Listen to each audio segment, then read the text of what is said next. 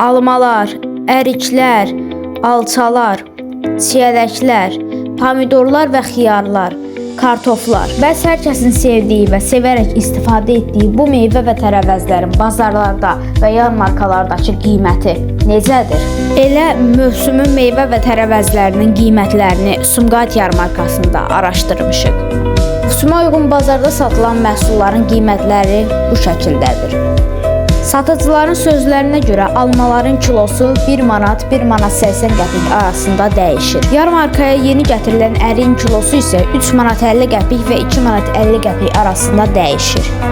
Almalardan Fujinin kilosu 1 manat 80 qəpik və 1 manat 50 qəpik arasında dəyişir. Pomidorun kilosu isə 1 manat 50 qəpik və 1 manat 80 qəpik arasında dəyişir. Təzə soğanın kilosu 1 manat 30 qəpik və 70 qəpik arasında dəyişir. Paket və kilo şəklində satılan kartofların kilosu isə 1 manat 80 qəpik və 1 manat 20 qəpik arasında dəyişir.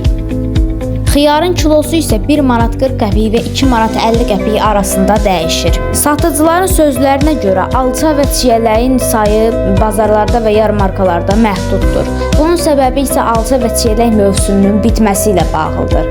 Qalan alça və çiyələyin isə qiyməti xeyli bahadır. Hal-hazırda bazarda ucuzlaşan meyvə və tərəvəzlər isə alma, xiyar, kartof, pomidor və s. kimi meyvə və tərəvəzlərdir. Əli Həmzəyev, RTV Xəbər.